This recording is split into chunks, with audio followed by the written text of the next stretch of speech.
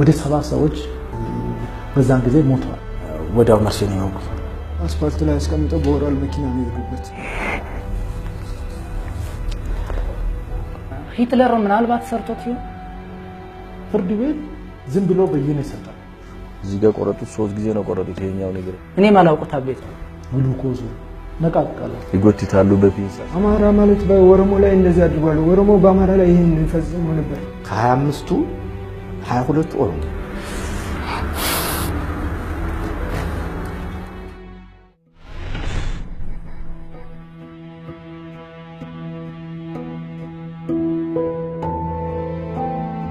የዳቦ ቅርጫት እየተባለች በምትጠራው በዚች ምድር ህዝቡ ለቀኝ ግዛት ተንበርክኮ የተፈጥሮ ሀብቱ ተመዝብሮና በንብረቱና በሀገሩ ሳያዝ የባርነት ቀንበር እንዳይጫንበት እኛ እናስብላችኋለን፣ የኛ ባህል ከናንተ ይሻላል ተብሎ ለመጤው ባህል እንዳይወረር ለወገናቸው ነጻነት ሲሉ ግንባራቸውን ለጥይት ድረታቸውን ለጦር የሰጡ የነጻነት ታጋዮችን ያፈራች ኢትዮጵያዊነት ሱስ ሆኖባቸው ከመበታተን ይልቅ መደመርን የሚዘምሩ የሀገር መከታዎች እናት ናት። የእናት ወድ ዥንጉርጉር እንዲሉ በዛኛውም ዘመን ወንድሞቹን ክዶና ሰልሎ ወገኑን ለቀኝ ገዢዎች አሳልፎ የሰጠ ባንዳ ዛሬም ላይ ደግሞ ጭቆናን ጠልቶ አምባገነኑን ስርዓት ለመገርሰስ የታገለው ስልጣኑን ለማቆየት አፈናና ግፍ መፈጸምን መመሪያው አድርጎ ለሀገሩና ለወገኑ ነጻነት ድምጹን የሚያሰማውን በማፈን የሰው ልጅ አእምሮ መቋቋም የማይችለውን ዓለም የኮነነውን ጭካኔ በይፋ መፈጸሙን ተያያዘው። አሁን እስካለንበት ድረስም የተለያዩ ህዝባዊ ጥያቄዎች ይነሳሉ። የየወቅቱም አስተዳደሮች በየራሳቸው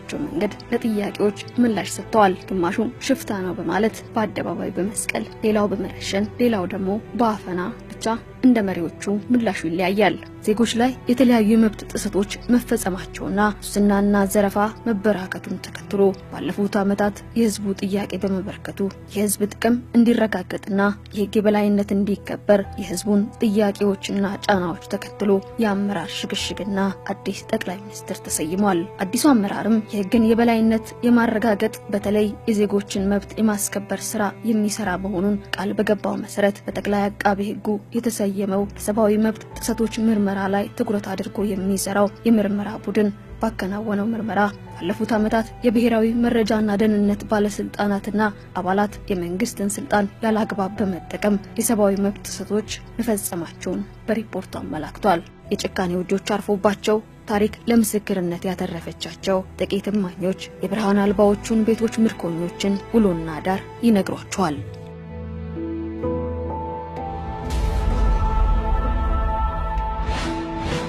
በ1999 ዓመተ ምህረት የሐዋሳ ዩኒቨርሲቲን የተቀላቀለው ዳባ ገሬ በዩኒቨርሲቲው የኦሮሞ ተማሪዎች ፕሬዝዳንት ነበር። ከለገደንቢ የወርቅ ማውጫ የሚወጣው ፈሳሽ ኬሚካል ህዝቡ ላይ እያስከተለ ያለውን ጉዳት መንግስት ሊያዩ ይገባል በሚል በወቅቱ የተነሳውን የተማሪዎች ጥያቄ አስተባብሯል።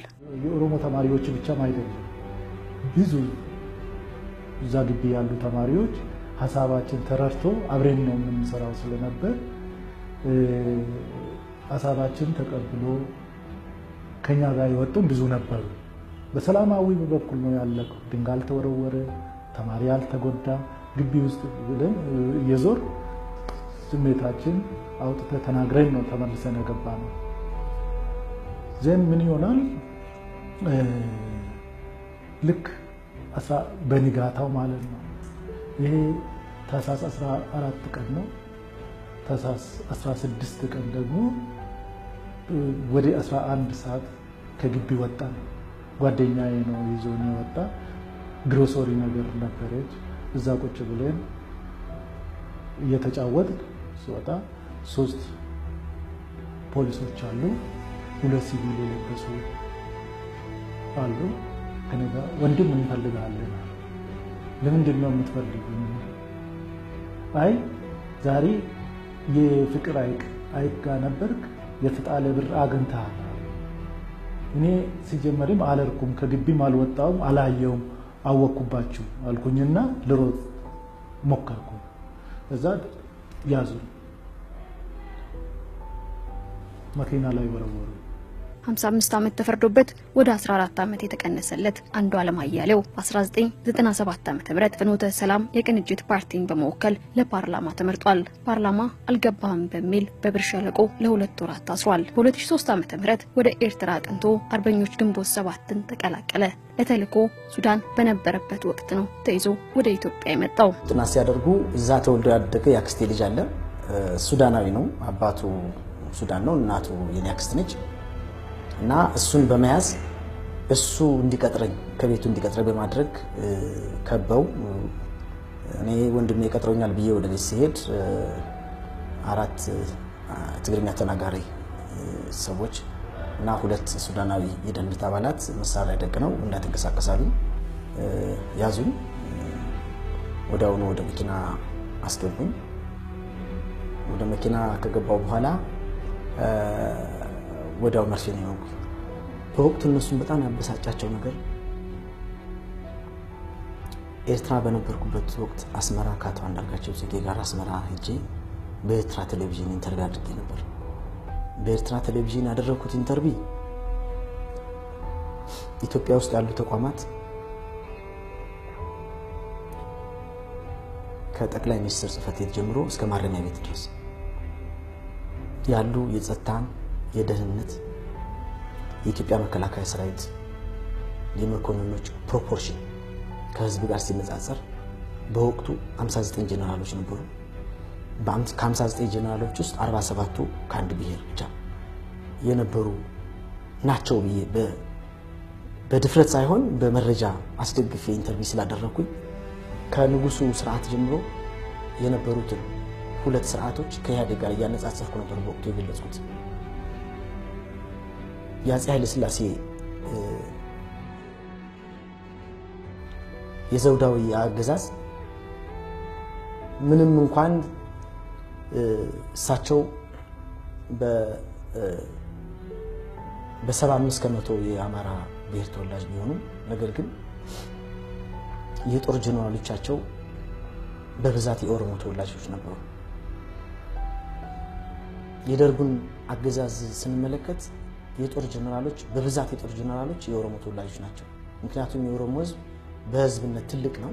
ስለዚህ ብዙ ሰራዊት አለው። ከብዙ ሰራዊት ደግሞ ወደ ላይ የሚወጣው የመከላከያ አመራሮች የትልቁና በቁጥር ብዙ የሆኑ ብሔረሰብ አባላቶች ናቸው። ይሄ እኔ ዝም ብዬ ለጥላቻ ወይም የኦሮሞን ማህበረሰብ ትልቅ ለማድረግ ስለፈለኩ ሳይሆን በወቅቱ የነበረው የመከላከያ ሰራዊት ከብሔር ከቆዳ ስፋት አንፃር ብዙ ሰራዊት የሚመጣበት ቀጥሎ የአማራ ብሔረሰብ ነው። ቀጥሎ እያለ ይሄዳል።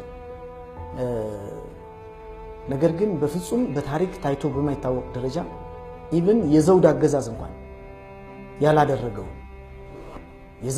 ያላደረገውን እንኳን በፍጹም የጦር ጀነራሎችን ከአንድ ብሔረሰብ ብቻ በማሰባሰብ አገዛዙን ጠንካራ ለማድረግ ጥረት ማድረግ ተገቢ እንዳልሆነ ገልጫለሁ። ይህ ማለት ግን አጠቃላይ የትግራይ ህዝብን እንጠላለሁ ማለት አይደለም። የትግራይ ህዝብና ህወሓት የተለያዩ ናቸው በነዚህ ዮናስ ጋሻው ከመኖሪያው ባህር ዳር አደናና ክትትል ሲበረታበት ወደ አዲስ አበባ ሸሽቶ እህቶቹ ጋር ሳሪስ አባረፈ። ጥር 5 2009 ዓ.ም ከቤተ ክርስቲያን መልስ ከእህቶቹ ጋር ሻይ ቡና ለማለት እየተጠባበቁ ሳለ ማንነታቸውን በማያውቃቸው አካላት ተይዟል። ወደ መገናኛ የሚሄድ ታክሲ ነው። እዛ አስቆመን እነሱን ቦታ ሰጥቼ የኮፈን ዋጋ ከተቀመጥኩ በኋላ ከዛ ታክሲው ጋር ግርግር ተነሳ። ውረድ አሉ። እንፈልጋለን፣ ሌባ ነው እንፈልጋለን፣ ውረድ አሉ። ማኔ ምን አመስላችሁ? አንተ ለህግ ተገዥ አይደለም? ለህግ ተገዥ ነኝ፣ ግን እኔን ስትይዙ የሚያስፈልጋችሁ ህጋዊ ሆናችሁ ልመጣችሁ ነው ልጠይቁ የሚችሉት። ሌባ ከሆንኩ ደግሞ የተሰረቁት ዕቃ ይታሉ የትኛው ነው ተሰራቂው ምናምን ብለን ንግግሩ በጣም እንትን እያለ ሄደ። እየበረታ ሄደና መኪናውን አስቆሙና ተሳፋሪውን ወረዱ አሏቸው። እጄን በካቲ እናስገቡና የሆነች ታልጋ የለውም መኪናው፣ በዛ መኪና ውስጥ ጫኑኝና እናንተ ከኋላ ተከተሉ አሏቸው። እንትኖች ሚሊተሪ ለባሾችንና ሲቪል የለበሱት በዛ ሰዓት አዳና ሲያድኑ የነበሩት ማለት ነው፣ ክትትል ሲያደርጉ የነበሩት ከዛ በኋላ ምንድነው የሆነው አፌና እንትና አሉ በጨርቅ እንትና አሉ አይኔን እንደዚህ በጥቁር ነገር አሰሩ ከዛ በኋላ ጫማዬን ፈቱት ቀበቶዬን ፈቱ ፍተሻ አካሄዱ አይኔ ተሸፍኗል እና ማየት አልችልም ነገር ግን ኮተቤ መሆኑን ያወቁት ኮተቤ ይላል ታክሲ ማለት ነው ጥይት ምናምን የሚተኮስበት የደህንነት ማሰልጠኛ ጫካ ነገር አለ ኮተቤ ውስጥ ወደዛ ነው ይዘው የሚሄዱት እዚህ ጫካ ላይ እንዴት ልታመጣ ይችላል ሌባ ነው ብላ አይደል ያዝ ካደለም ሌባ አይደለም ዋና አሸባሪ ነው አማራ ክልልን እንትን ባህር ዳር ላይ ምናምን በተለያዩ ሰዓቶች አድማዎችን ምናምን ስታስደርግ ኤርትራ ደርሰ መጣህ ምናምን እንደዛ አይነት ወሬ ዮናስ ከቤተሰቡ የግፍ ቀማሽ የሆነው የመጀመሪያው አይደለም እንደውም በህይወቱ ትርጉም ያላቸውና የሚወዳቸውን አጥቷል ፋዘር ባለስልጣን ስለነበረ የደርግ ባለስልጣን ነበር ትግል አድርጎ ነበር ማለት ያዲግ እንዳይገባ አስተዋጽኦ ከፍሎ ነበር ትለይ ነበር እነሱ ሲገቡ ነው በኬንያ ወጥቶ ጀርመን ሄደ ሞተ እዛው ሳናገኝ አንዴ ብቻ ነው ደብዳቤ ጻፈልኝ እና ይሄ ያለ ምንድነው የሆነው እናታችን ባልሽና ምጪ ተብላ ለተወሰነ ጊዜ ለ6 ወር ነው ምናምን እንደዚህ አስራዋት ነበር ያዲግ እንደገባ ማለት ነው ፋይናንስ ውስጥ ነበር መሰላው እዛ ለከው ባያት ግን ዲፕሎማ ይዛ በዛ ሰዓት 91 ላይ ነው ወደ ፈረስ ቤት ሄደች ሁለቴ በገንዘቡን አንዴ እንድትቀማ ተደረገች በዛ ከዛ ቁልፋ ተቀርጾ ካዘናው ተከፍቶ ብር እንዲወሰድ ተደረገ የደሞዝ ምትከፍለው ማለት ነው በተለያየ አይነት መንገድ እንትን ተባለባት ግፎቹ ተፈጸሙባትና መጨረሻ ላይ እሷን ገደላት ይሄ ስሜት ስለነበረበት ትልቅ ወንድሜ ይቃወም ነበር 4 ኪሎ ተማሪ ነበር እዚህ ተመርቆ ወጣ አንድ አመት እንደቆየ ባህር ዳር ላይ በ97 በወራል መኪና ሜላት ከሚባል ሆቴል ላይ ደብድበው ካወጡት በኋላ አስፋልት ላይ አስቀምጠው በወራል መኪና ነው የሄዱበት እንደዚህ አጽሙን ሰብስበው ነው የቀበርኩት ለምን በቤተሰቦች አይበቃም ማለት ለምን አንተ ትንሽ አቆይ ለወለድካት ልጅስ ትንሽ ለምን አታስበም አይነት ነገር አለ በወቅቱ የዩኒቨርሲቲ ተማሪ የነበረው ከፍ ያለው ጠንካራና የተስተካከለ ቁመና የነበረው መልካም ወጣት ነበር ሲይዙኝ ምንም ነገር የሚያውቀው ነገር የለም ለጀስት አስፋልት ላይ ሲደርስ ተከበበ እንትና ብዙ ሚሊተሪ የለበሰ ፖሊሶች ወታደሮች ከበቡ ከዛ አንድ ሰው ቁም ትፈልጋለ እንደዚህ ያለኝ ሰው የለም ቶክስ ተከፈተ ቶክስ ሲከፈት እኔ ይሄ ግሬ ተመታ ወደኩት ከዛ ብዙ ቶክሶች ነበሩ ቦምብ ነበረ እና 3 ልጆች 2 ልጆች እዛ ሞቱ አንዱ ሆስፒታል ከገባ በኋላ ሞት ያሉ ሆስፒታል ትንሽ ይረዳኝ ነበር ከኔ የተሻለ ነበር ከዛ በኋላ ደግሞ ሞት ያሉ ሲመታ ራሴን ሲቼ ከዛ ፖሊስ ሆስፒታል ራሴን ነው ወኩት ከዛ ፖሊስ ሆስፒታል ደግሞ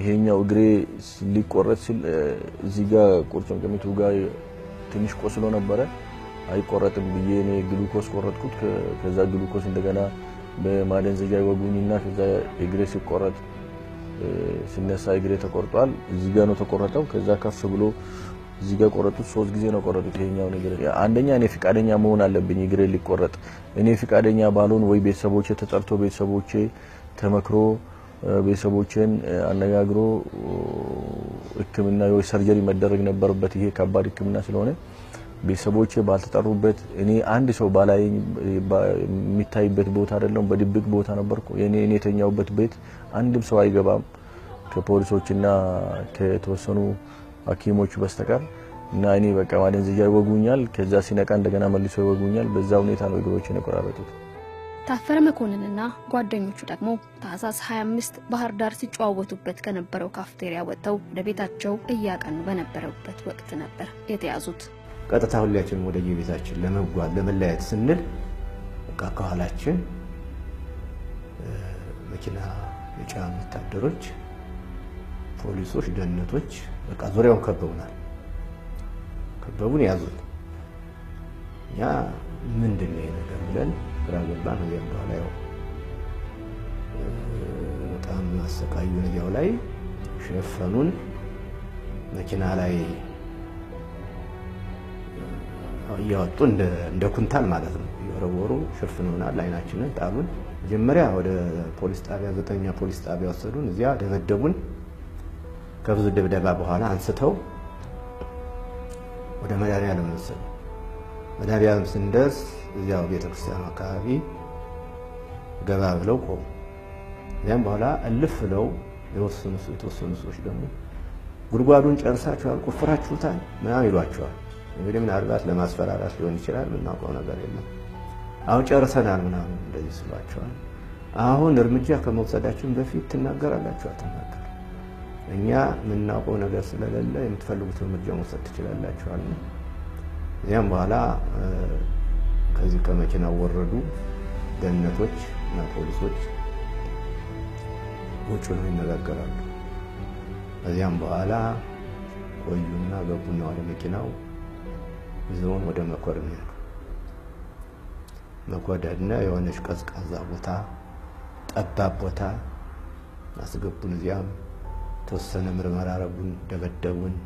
ይደበድቡን ተወሰኑ ሰዎችን እየጠሩ ነው ታውቋቸዋላችሁ። አቶ ገዱ አንዳርጋቸው የክልል ርዕሰ መስተዳድር ነው። አቶ ሻምበል ከበደ ደግሞ በወቅቱ የሲቪል ሰርቪስ ምክትል ቢሮ ኃላፊ የነበረ ነው። ሻምበል ተቀባ ማነው ደግሞ የጎንደር ከንቲባ ነው። እሱ እንዲያውም አላውቀውም። እነዚህ ምን ይሏቸዋል? እነዚህ የሚሰጧችሁ ድጋፍ ምንድን ነው? ለምን ይሉናል። እኛ እንደዚህ ሰዎች ተገዱን ያው በተለይ ነው እናውቀው፣ ከዚያ ውጭ እናውቀው ነገር የለም። ስለስተዳጅ መሆኑ እናውቃለን። እናየውም በቲቪ ነው እንደናንተ ምናየው እንጂ ከዚያ ውጭ ግንኙነት የለም። ሻምበል የሚባል ማናውቀው ያላውቀው አነ ከዚያም በኋላ ያንን እንድናምንላቸው ያው በጣም ደበደቡን። አስመሹና ለ10 ሰዓት ሲሆን ከዚያ ከመኮድ በመኪና ወጣው። ያው እንደተሸፈነን ያው ሁላ ሲሆን እንደተሸፈነን እንደገና በዚህ በመሃል ከተማ አድርገው ጣቢያ 9 ወሰዱ። ያው ቀበሌ 16 ጣቢያ 9 ይባላል። በጣም ማሰቃያ ቦታ ነው ያ። እዚያ ወሰዱን። እዚያ በጣም ይገርፉን ነበር። ብዙ መረጃዎችን እንድንነግራቸው ይጠይቁናል። በጎንደር ታች አርማጭሆ በእንስሳት እርባታ ይተዳደር የነበረው ሚኪያስ ተስፋዬ በ2008 ዓ.ም በነበረው ሁኔታ አማራነት ወንጀል አይደለም በሚል ንግግር የምትታወቀው ንግስት ይርጋ ከታሰረች በኋላ እሱን ይከታተሉት ነበር። ፖለቲካ ውስጥ እንትን የለኝም ነበር፣ ፍላጎትም የለኝም። አንድም ራሴን ለማዳን ነው ራሱ ወደዚህ ውስጥ የገባሁት። በቃ መታገል እንዳለብኝ ለሀገሬም እህቴም ራሱ በቃ ከዚህ ውስጥ ምናልባት ላወጣት ይችላል የሚል እምነት ነበር። ለሚኪያስ የግንቦት 7 አባል መሆኑን የነገረው ነገር ግን የህወሓት አባል የነበረው እሸቴ ግደይ ወደ ኤርትራ ወስዶት ከአንድም 2 ጊዜ በህገ ወጥ መንገድ የጦር መሳሪያ ካስገቡ በኋላ በደህንነት አባላትና በልዩ ኃይሎች ሚኪያስን ከነጓደኞቹ በቁጥጥር ስር እንዲውል አድርጎታል። በግብርናና በሶሺዮሎጂ የተመረቁት አቶ ዮሐንስ ተረፈ በሙያቸው በተለያዩ የመንግስትና የግል ተቋማት አገልግለዋል። ለነጻነቴ ስለታገልኩ ነው የግፉ ቀማሽ ሆንኩት ይላሉ። ታይቶ ሆቴል አድሬ ፊት ለፊት እዚያው ቃይጄ ወደ ባህር ዳር ለመሄድ መኪና እየጠራሁ ያለው ነው ያዙ። ያ መኪና ምን ይዞ መጣ? 8 ደህንነት ጭኖ ነው የመጣው። አንድ ሴት ነች። ከዚያ ያ መኪና ላይ ና እንጂ ግባ፣ ለምንድነው ዘገየህ እኮ አሉኝ። እኔ እዚያ ስገባ የሀገር ውስጥ ደህንነት ነኝ፣ አንተ በህግ ትፈልጋለህ አለ። መታወቂያን አውጣ አለኝ። መታወቂያ አወጣው። ከዚያ መታወቂያ ካየ በኋላ እንደገና ደወለ። አዎ እሱ ነው የሚል ድምጽ ሰማሁ። በዚህ ስልክ ከዚያ በኋላ ከመኪና ወረድ አሉኝ። ወዲያው እንደወረድኩ በጥቁር ጨርቅ ነው የሸፈነው፣ በትንሿ መኪና ላይ ያስገቡኝ። ከአዲስ አበባ የተያዘው አብደታ ታደሰ ለ43 ቀናት ስለታሰረበት ስፍራ በአጋጣሚ በመስማቱና አእምሮ ውስጥ በቀሩት ምልክቶች ወደ ስፍራው መራን። የአብደታ ገለጻ በአእምሮአችን የቀረጸውን ያንን ስውር የሰቆቃ ቤት ስፍራው ስንደርስ በእውን አገኘ ነው። ጎርጊስ አካባቢ ነው የያዙኝ። 1 ሰዓት አካባቢ ሆናል ከምሽቱ። ልክ መጥቶ ከቤት እንደመጡ የማይታወቁ ሆነ መኪና አመጡና ክላክስ አድርጎብኝ እንትን ያበሩና ወደ አፍኖኝ መኪና ውስጥ ነው ያስገቡኝ። መኪና ውስጥ አስገቡኝ። ወደ አይኔ ታሰረ። እዛው እየመቱኝ ተደፈውና መኪናው ተነሳ። ከአንድ በግምት 40-50 ደቂቃ ይሆናል። ተመልሼ እዚህ ክላስ ውስጥ ነው ራሴን ያየሁት። አይናቸውን የተሸፈኑት የዚህ ቤት ምርኮኞች የት እንደታሰሩ ላያውቁ ይችላሉ። ይህ ግድግዳ ግን እነሱን በደንብ ነው የሚያውቃቸው። ስቃያቸውን ማስቆምና እንባቸውን ማበስ ባይችልም በእጅ ጽሑፋቸው የከተቡትን ለታሪክ በማቆየት ቃሉን ጠብቋል። አንደበት የሌለው ግዑዙ ግድግዳ ዛሬ መናገር ጀምሯል። በጣም ራሴን ደክሜ እዛ ተደብድቤ እዚህ ጋር ጥሎኝ ነው የሚሄዱት። ተደብድቤ ስመጣ የትኛው ነገር በጣም ሲሰማኝ ይሄን ነው የሚጽፈው always there is legal element in the personal emotion ማለት ሰዎቹ መርማሪዎቹ ጭካኔ ፐርሰናል ነው የሚመስለው። በቃ እኔ በግል የሆነ ነገር ጎደዋቸው ነው የሚመስለው። በማዕከላዊ ወንጀል መርማሪ የነበረው ዋና ሳጅና ላይ የማበጀ ከታፋኞቹ መካከል ነው። በሰዓቱ የነበረው የፌደራል ፖሊስ ወንጀል ምርመራ ቢሮ ሽብር ወንጀል ምርመራ ዲቪዥን ኃላፊ የነበረው ምክትል ኮማንደር አለማየሁ ይባላል። እሱ ለእስረኛ አስተዳደር ለኮማንደር መለስ ይባላል እሱን እንዲጠራ ተደረኩ። ጠራኝ። ከዛም በኋላ ወደ ምክትል ኮማንደር አለማየሁ ቢሮ ገባው። ቀጥታ ቁጭ በላለይ ቁጭ አልኩ። ከዛ እጄን በካቴና አሰረኝ። እጄን በካቴና አስሮ ምን ነበር ችግሩ ስለው አይመለከትም ትታሰራለህ ያለ ጥር 13 ማለት ነው። በዛው ቀን ታስሬ ወጣሁ። እንደገና በካቴና እንደታሰር አሁንም ወደ ምክትል ኮማንደር አለማየሁ ቢሮ ገባሁ። ከዛም በኋላ ምንናውቀው መረጃ አለ ምንናውቀው መረጃ እስካልሰጠህን ድረስ አንተን እናስራለን አለኝ። ከዛ መኪና ውስጥ ነው ያስገቡኝ። መኪና ውስጥ አስገቡኝና የመኪናው ኋላ ላይ እንድተኛ ነው ያደረጉ። ጭንቅላቴን ረገጡኝ። በዚህኛው በኩል ካቴና አምጠው እግሬን በካቴና አሰሩኝ። እጄን ማሰር። ከዛም ከወንጀል ምርመራ ቢሮ ወይም በተለምዶ ማዕከላዊ የሚባለው ቦታ ላይ ይዘውኝ ወጡ። ከዛ በጣም አዞሩኝ መጨረሻ ላይ የማላውቀው ቦታ ወስዶ ግራውንድ ውስጥ ከተቱኝ። አይኔ እንደታሰረ ማለት ነው። እነኚህ ታሳሪዎች በምርመራ ሂደት የተሰቃዩባቸው ላይኛውና ታችኛው እየተባሉ የሚጠሩት የማዕከላዊ ባለብረት በር ክፍሎች የተለያዩ የስፋት መጠን አላቸው። እጅግ በጣም ቀዝቃዛውና ሳይቤሪያ እየተባለ የሚጠራው 9 ክፍሎች ሲኖሩት በአንድ ክፍል ውስጥ 4 እስረኞች ለየብቻቸው የሚታሰሩበት ሌላ 4 ክፍሎች አሉት።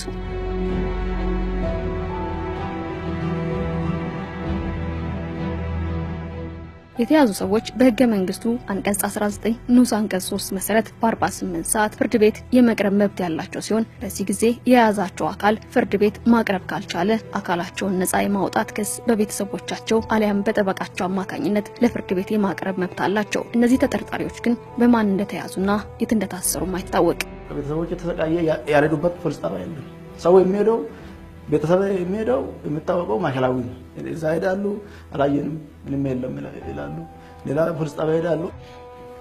ምኒልክ ሆስፒታል፣ ጳውሎስ በእያንዳንዱ ሬሳ ቤት ገብቶ ሬሳ እያገላበጡ ፊታቸው እንደዚህ እያዩ እኔን እየፈለጉ ነበር እና መጨረሻ ላይ ተስፋ ቆርጦ በየቦታው ደግሞ ሰው ተገለው ሲጣል ስለነበረ እየፈለጉ በቃ እዚህ ሰው የሞተ ሰው ተገኘ ሲባል ሄዶ ፊቱን ነው የሚያዩት። እኔ አይደለም መጨረሻ ላይ ተስፋ ቆርጦ በቃ ሞቷል ብሎ በጸረ ሽብር አዋጅ ቁጥር 652/2001 ሆነ ብሔራዊ መረጃና ደህንነት አገልግሎት ማቋቋሚያ አዋጅ ቁጥር 804/2005 መሰረት ለብሔራዊ መረጃና ደህንነት አገልግሎት ከሽብር ወንጀሎች አንፃር የተሰጠ ስልጣን ክትትል በማድረግ መረጃ ለፖሊስና ለሚመለከተው አካል ማቅረብ እንዲሁም የሚመለከታቸውን አካላት በማስተባበር የሽብር ወንጀል መከላከል የሚያስችል ስትራቴጂ መንደፍ ነው። የሽብር ወንጀል ምርመራ የማጣራት ተጠርጣሪዎችን የመያዝና ብርበራ የማድረግ ኃላፊነት ለፌደራል ፖሊስ የተሰጠ ነው። ስምና ማንነታቸው እንዲገለጽ ያልፈለጉት ሰኔ 16 የጠቅላይ ሚኒስትር ዶክተር አብይን መልካም ስራዎች ለመደገፍ ሰልፍ በወጡ ዜጎች ላይ የደረሰው የቦምብ አደጋ መርማሪ በምርመራ ሂደት በብሔራዊ መረጃና ደህንነት ዋና መስሪያ ቤት በሽብር ወንጀል ግለሰቦች እጅ ተገኙ የሚባሉ በወቅቱ በአሸባሪነት የተፈረጁ የፖለቲካ ፓርቲዎች አርማዎችና የጦር መሳሪያዎች መገኘታቸውን ገልጸዋል። 2 የተቋሙ ሰራተኞች ናቸው። ኪሮስ ተስፋውኔ እና ሀብቶ ገብረ እግዚአብሔር የሚባሉ ናቸው። በእነሱ እጅ ነው ይሄ ንብረቶች የተገኙት ንብረቶች የኦነግ ባንዲራ ብዛታቸው 3955 የሚሆኑ ባንዲራዎችም ያው እንግዲህ ባለን መረጃ መሰረት ሰርገው በሚገቡ የብሔራዊ መረጃና ደህንነት አባሎች አማካኝነት ጭምር እንደሚመጡ የተገለጸልን። ከባንዲራዎች በተጨማሪ 4 የመከላከያ ሰራዊት ዩኒፎርሞች አሉ እንደተሟላ እስከ ሸሚዝ እስከ ሱሪ እስከ መለዮ ድረስ እንዲሁም ደግሞ የኦሮሚያ ካርታና ኦዳ ያለበት ወደ 13 የሚሆን ቲሸርቶችም አሉ። ከዚህ ጋር ተያይዞ አንድ የኦሮሚያ ፖሊስ መለዮዋ ብቻ ማለች። የተለያዩ የጦር መሳሪያዎችን አምጥተናል። 2 ክላሽ መሳሪያዎች አምጥተናል። 1 የስኬት መሳሪያዎች አምጥተናል። 4 F1 ቦምብና 1 ደግሞ ፕላስቲክ ቦምብ አምጥተናል።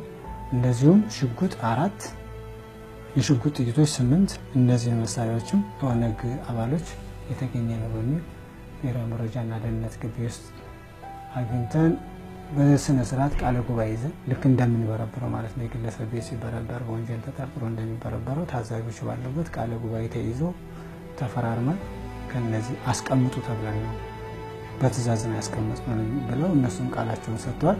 በዚህ መሰረት እነዚህ ንብረቶች አምጥተናል። ድጋሚ ነሐሴ 22 እንደዚሁ ይቀራል በሚል ሂደን ነበር። ስንሄድ ያገኘናቸው በርከት ያሉ ቁጥራቸው በርከት ያሉ መጽሐፎች ናቸው። ትርጉሙን አላወኩትም ሲዲዎች።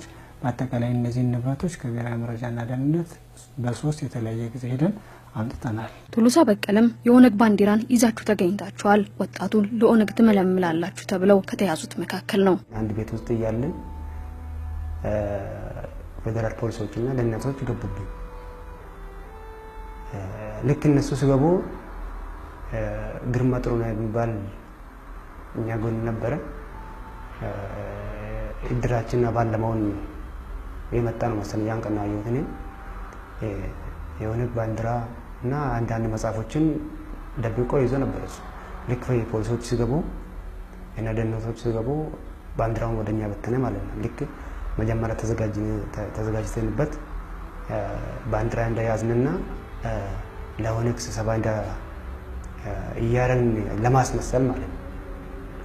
ከዛ በኋላ ፖሊሶቹ ገብቶ ጠመንጃ ደቀኑብን። ከዛኛ ፈርት ምን ነው ምናምን ከገቡ በዱላ ደበደቡን። መሬት ላይ እጃቸውን ወደ ላይ ምናምን አሉ።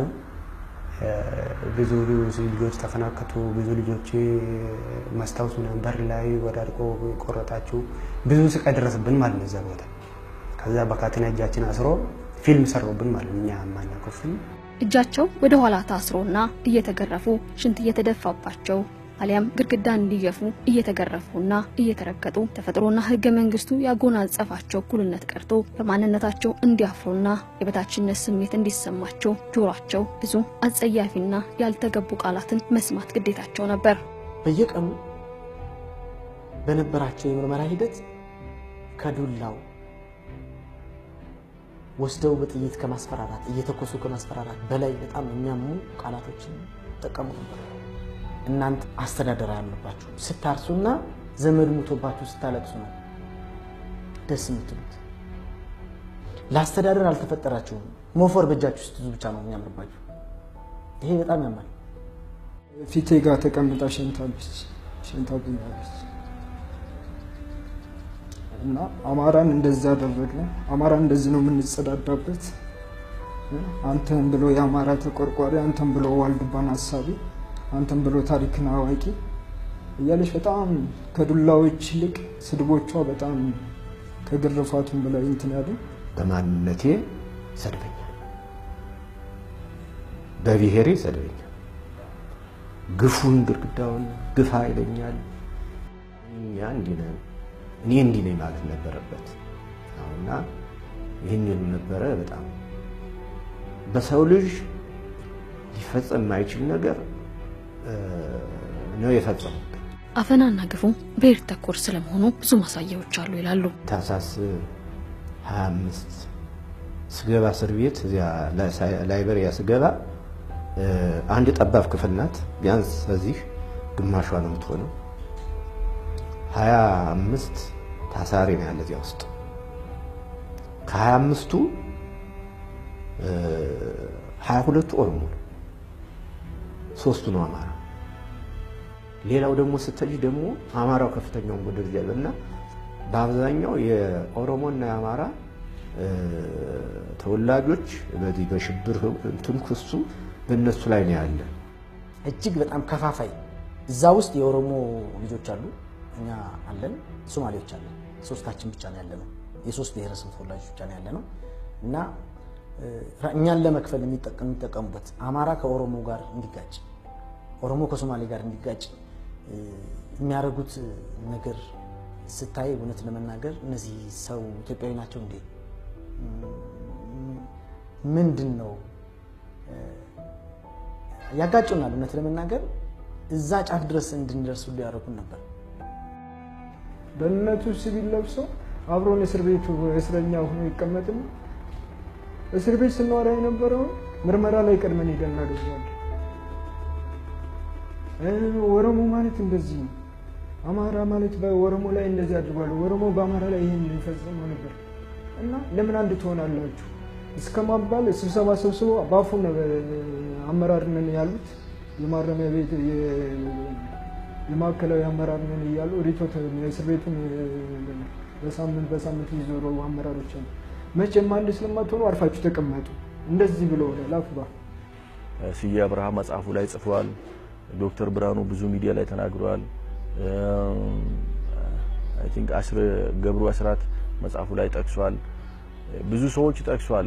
እንትና እስር ቤት ውስጥ ብዙ ጊዜ ለምሳሌ ስራ ቋንቋ ለምን ኦሮምኛ አይሆንም ይላሉ ሌላ ብሔረሰቦች ራሳቸው ማለት አሁን ዞን አንድ እድሜ ፍርደኛና ሞት ፍርደኛ በነበርንበት ቦታ 270 ሰው በነበረበት ሰዓት ከ75% እስከ 80% ኦሮሞዎች ነበሩ።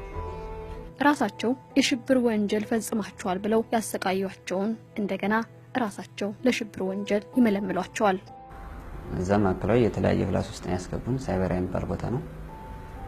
እነሱም በጎን እንደዛ እየመጡ ያናገሩ ያለ ደርሶ ይባል ሀገሩ እንኳን ያው ወደ አርማጭሆ ነው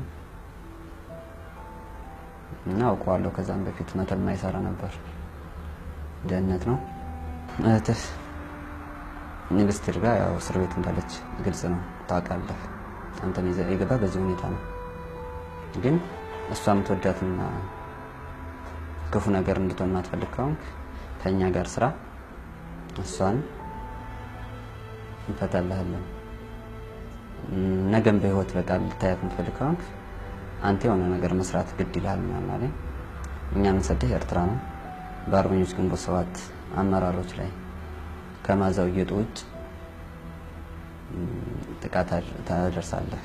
ከተሳካልህ ደግሞ ከኤርትራው ኮሎኔል ፍጹም ይባላል የጦር ኃላፊ እሱን ካገኘው በሱ ላይ ማንኛውም በቃ በጣም በሱ ላይ የሆነ ተልእኮ እሱን በሱ ላይ ጉዳት እንዳደርስ እንዳጠቃም ነገረኝ። ተሻገርኩ። ያው ኤርትራ ማለት ገባሁ። እዛ ሄድኩ። ያው ወደ 9 ወር 10 ወር ቆየሁ። ስልጠና ወሰድኩ። ይሄን ነገር በዝርዝር ነገርኳቸው ለአርበኞች ግንቦት ሰባት እንትኖች አባሎች አመራሮች። ደህንነቱ ነው ባህር ዳርና ጎንደር ላይ 2009 ማለት ነው። ባህር ዳርና ጎንደር ላይ ሄደህ እኛ ምናዘን ትሰራለህ። ግዴታ ነው። ደህንነት መስሪያ ቤት የሚሰጥህን በሶሻል ሚዲያ ላይ የሚያስፈልጉ ማቴሪያል ይሟላልሃል፣ ገንዘብ ይከፈልሃል፣ ላፕቶፕ ይሰጥሃል። ከዛም በኋላ የሚሰጥህ ድረገጽ አለ። እሱን ድረገጽ ትለጥፋለህ። ከዛም በኋላ በሶሻል ሚዲያ እኛ ምናዘን በሙሉ ትሰራለህ አሉ። አልሰራም አልኳቸው። ከዛ ድጋሚ እናስራለን አሉ። መብታችሁ ሰሩ ያልኳቸው። ከዛ በኋላ ሄድኩ። ተመልሼ ወደ ወንጀል ምርመራ ቢሮ ሄጄ አመለከትኩ። ምንም አይነት መፍትሄ ሊሰጡኝ አልቻሉም። ከዛም በኋላ በሂደት አጋጣሚዎቹና ይሄ ለውጥ መጣ። ከድብቅ ቤቶች ወደ ማዕከላዊ በፌደራል ፖሊስ በሚተዳደረው ህጋዊ የወንጀል ምርመራ ስፍራም የደህንነቶቹ እጅ ረጅም ነበር። ደህንነትን መዋቅር የሚመራው ማን ነው? ጌታቸው አሰፋ ነው። ጌታቸው አሰፋ ደግሞ ብራንች አለው እንዴ! እስከ ቤት ሰራተኛ እኮ ነው እንትራቸው እኮ ሰንሰለታቸው እኮ ቤት ሰራተኛ ነው። ምንድነው ያሉኝ እኔን እንደያዙ እኛ ካንተ ሰከንድ እንኳን ተለይተን አናውቅም። አንተ በእኛ ቁጥጥር ስር ቁጥጥር ስለላ በእጃችን ነበር። ቤት ውስጥ እንኳን እኛ አለንበት እኮ ነው። ያ ማለት ነው ቤተሰቤ ላይ ሰላ ያለ ማለት ነው። ቤተሰቤ ላይ እንግዲህ ልጆቼ ጋር ነው የምኖረው፣ ሚስቴ ጋር ነው የምኖረው፣ ሰራተኛ አለች። እንግዲህ እስከ ሰራተኛ እስከ ማድቤት ሰራተኛ ድረስ ነው የነሱ ሰንሰለት ያለው ይሄን ህዝብ ለመቆጣጠር። ከተያዝኩ በኋላ ደግሞ እኔን ሁኔታን ሲከታተለኝ የነበረ ሲያስገርፈኝ ቆሞ ሲያስደበድበኝ የነበረ ያኔ ኮማንደር ግርማ ካሳ የሚባል ነው። ሁለት ሶስት ሰዎች ብዙ ሰዎች መጡ አይቶኝ ይሄዳሉ። ደህንነቶች አላቃቸውም ስማቸውን አክቹአሊ አንድ ለምሳሌ ጌታቸው አሰፋ ሁለት አንዴ መጥቷል። አንድ የሆነ ጸጉሩ መላጣ ቀይ አጭር መጥቷል። ብዙ ጊዜ ወልደ ስላሴ ይመጣል። ህወሓትና የትግራይ ህዝብ ሁለት የተለያዩ ገጾች ናቸው። እናቃቸዋለን እኮ በእርሻ ቦታ ቀን ስራ እየሰሩ እኮ ለአንድ ቀን የሚሆን ለምሳና ለራት ለቁርስ የሚሆን ገንዘብ እንኳን ያጡ የትግራይ ልጆች እኮ አሉ በበረሃ ውስጥ ያሉ እናቃቸዋለን። በዚያ አንፃር ደግሞ እንደገና የናጠጡ ሀገሪቱ በአንድ በኩል በብድር ተነክራ ያለች መክፈል ወደ ማትችልበት ደረጃ ላይ ደርሳ ያለች አራተኛው አምስተኛው ስድስተኛው ጄኔሬሽን እንኳን መክፈል የማይችል እዳ ውስጥ ተነክራ ያለች በልመና የመጣውን ገንዘብ ለራሳቸው መዝናኛ ለራሳቸው ቤት መስሪያ ለልጆቻቸው ውጪ ማስተማሪያ ለወሽማዎቻቸው መኪና መግዣ ሆነ ያደረጉት። ስለዚህ የትግራይ ህዝብና የህወሓት ጥቂት ቡድን አመራሮች አንድ አይደሉም። በእኔ አቋም ይሄ ግሌ አቋም ነው። እኚህ ቤቶች በዚሁ በመዲናችን በተለያዩ ክፍለ ከተሞች በመኖሪያ ሰፈረው ይገኛሉ። ጎረቤቶም ሊሆን ይችላሉ። እኚህ ቤቶች ከርሶ ቤት የሚለያቸው ንብረትነታቸው የብሔራዊ መረጃ ደህንነት አገልግሎት መሆናቸው ደክመው ሲገቡ የሚያርፉበት ቤተሰብ የሚያፈሩበት ሳይሆን በርካታ ምሁራንና ወጣቶች እንዲያውም ከወዳጅ ዘመዶ አሊያም ከቤተሰቡ አንዳቸው የተገረፉበት የተኮላሹበት ተፈጥሮ የለገሰቻቸውን የራሳቸውን ገላ እንኳን ማዘዝ እስኪያቅታቸው አካላቸው የጎደለበት ስቃዩን መቋቋም ያልቻሉ ደግሞ የሞቱበት ነው።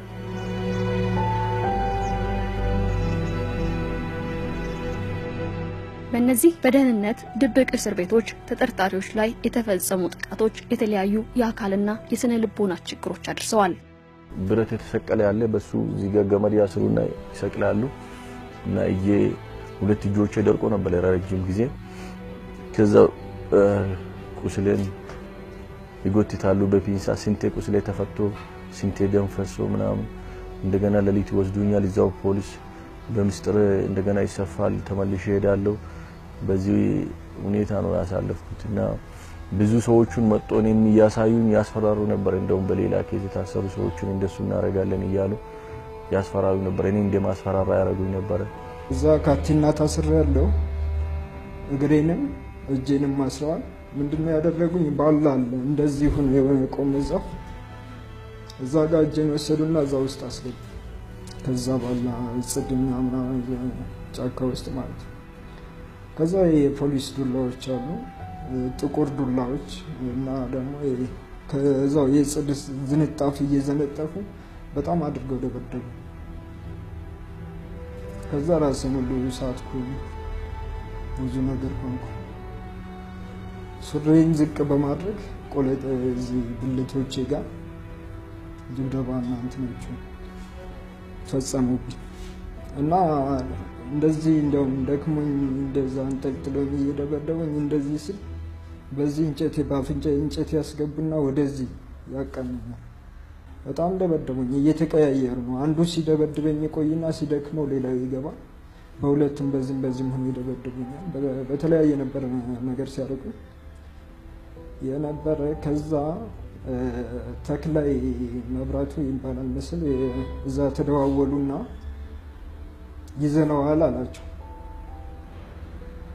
ኦኬ ላሰፋም ደውለውለታል። ኮማንደር አሰፋ ምክትሉ ማለት ነው። ይዘነዋል ብሎ ሲመጣ እንደዚህ ጸጉሬ ትንሽ ድግ ብሎ ነበር። ይሄኛው እየተክለፈለፈ መጣና እንትና ተክላይ ነው ይባላል። ኦኬ ያዛችሁት የኛ ሽፍታ የኛ አሸባሪ ምናምን አለኝና በጎሜ እንደዚህ ተናገረ። ለምን አትገሉትም ምናምን ሲለው ሰማለሁ።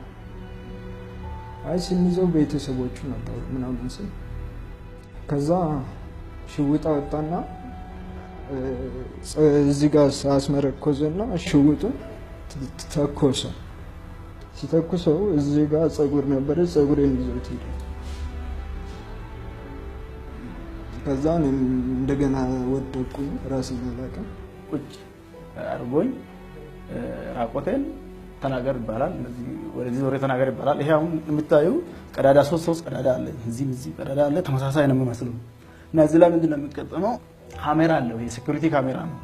እንደዚህ ቀዳዳዎቹ እዚህ ውስጥ ሁሉም ላይ አይደለም የሚገጠመው፣ ግን ተመሳሳይ በቃ የተቀደደ ነገር እንዲመስል ተደርጎ ከሶስቱ ወይ ከስድስት ነው ያለ፣ ከስድስቱ ወይ ሁለቱ ወይ ሶስቱ ላይ ነው ካሜራ የሚገጠመው እና ብዙ ሰው አቅም ያው ዝም ብሎ ይናገራል ከደብደባ በኋላ። እንደገና ደግሞ እዚሁ ሊሾ ላይ ታስሮ ሌላ ማሽን ነገር ማለት ማሽን ነገር የሚጣና እዚህ አይን ታስሮ ነገር የሚደረግ ነገር አለ። ማሽኑ ምን አይነት እንደሆነ ላይ ኦሬዲ ዳርክ ነው።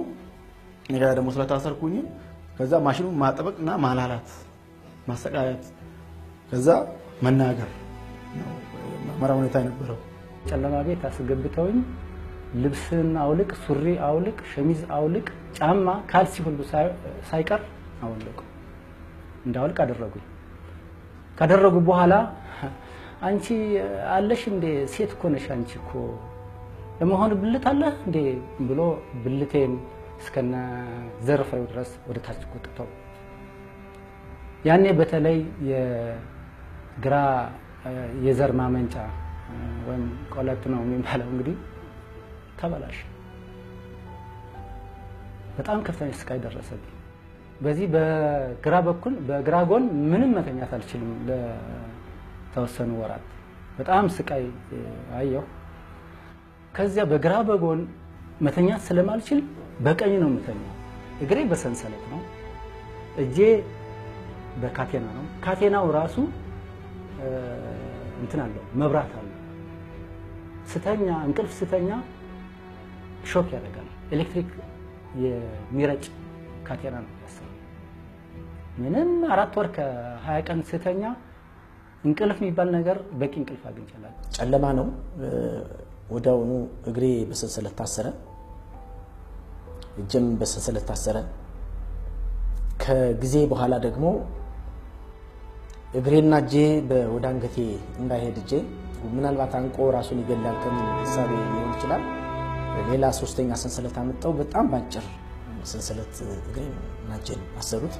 በእግሬና በእጄ መካከል በዚህ ውስጥ እንጨት አስገብተው ሁለቱን እንጨት አንስተው ሁለት ጠረጴዛ ላይ መሃል ላይ ያስቀመጡት እና እኔ እንጠለጠላለሁ፣ እንጨቱ ሁለቱ ጠረጴዛ ላይ ይቀመጣል እና ዘግተውት ነው የሚሄዱት ቤቱ።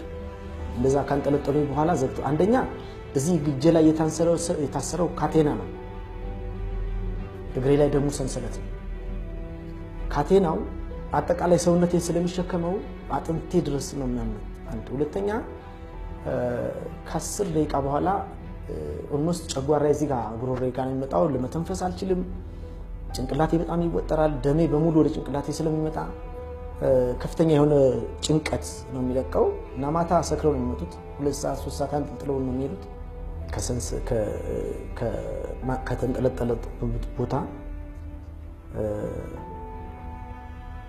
ሳልወርድ ድብደባ ይፈጽሙብኛል በኤሌክትሪክ ገመድ። በጣም ደግ ሲሆኑ በውሃ ቱቦ፣ በደረቅ ውሃ ቱቦ፣ የፕላስቲክ ቱቦ ይደበድቡኛል። የደበደበኝ እንደዚህ ደም ከጀርባ እየፈሰሰ እንደዚህ ደም መሬት ላይ እያየው እሱ ፎቶ አንስቶ ቪዲዮ አንስቶ ለአለቃው እዚህ ይልካል ወደ ሌላ ቦታ። ሌሊት ነው መጥቶ ከቤት ወስዶ ሸኘ። ጨለማ የቆየሁት ሁሉ ጨለማ ቤት ነው የቆየሁት።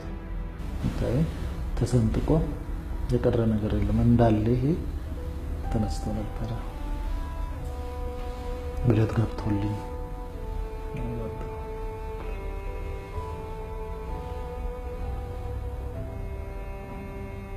ኤሌክትሪክ ገመድ አለ። ያ አንበረከው ነው የሚገርፉኝ። እንግዲህ በካቴና እጄ እንዲሁ ታስሯል። ከፎቋ አንዷን ደረጃ ወርጄ በሁለተኛው አንተ ተልተላት ጓዝም ሲለኝ አሁን ጣል ያለ ጓዝ ስል ቀጥታ ገፋኝ። ከፎቅ ላይ ገፋኝ። ቀጥታ ተንሳፍፌ ሄጄ ደረጃው እንደዚህ ደረጃው ላይ ወደቅኩ። አሁን እዚህ እንትኔ ደረቴ ይሄ ጥንት የተሰበረ ነው ማለት ይቻላል። ይሄ ጥርሴ እዚህ ላይ በቃ ጥርሴ ወለቀ። የተወሰነው በጣም እንትን አለ። መንጋጋያም ተዛብቷል። ከወንበር ጋር ታስሬ ነው ምርመራ የሚደረግብኝ። ወንበሩ ላይ ቀበቶ አለ። ቀበቶ ወንበሩን በርግጫ ይመቱታል። እወድቃለሁ ከነ ወንበሩ። እንደገና ያነሱኛል። ምርመራው ይህን ይመስል ነበር። ከዛ በኋላ ወደ መጨረሻ ምንድን ያደረጉት የመጨረሻ ድል በሚል የኤሌክትሪክ ወንበር ላይ ያስቀምጠው ለሙከራ ነው። እኛ ምንቀጣ በዚህ መልኩ አይደለም። አሁንም መረጃ ካልሰጠ እዚህ አዳራሽ ውስጥ አጥቶ ከዚህ የምርመራ ማዕከል ውስጥ አጥቶ በሚል እጅግ በጣም ዘመናዊ ወንበር ነው። ለዚህ ፐርፐዝ የተሰራ ወንበር ነው። እዛ ላይ ያስቀምጠው ነበር። ለ30 እና ለ40 ደቂቃ ሾክ ያደርጉ ነበር። ለበርካታ ቀናት እሱን አደረጉ። አሁንም በዚህ የተለየ መረጃ አላወጣላቸው ስል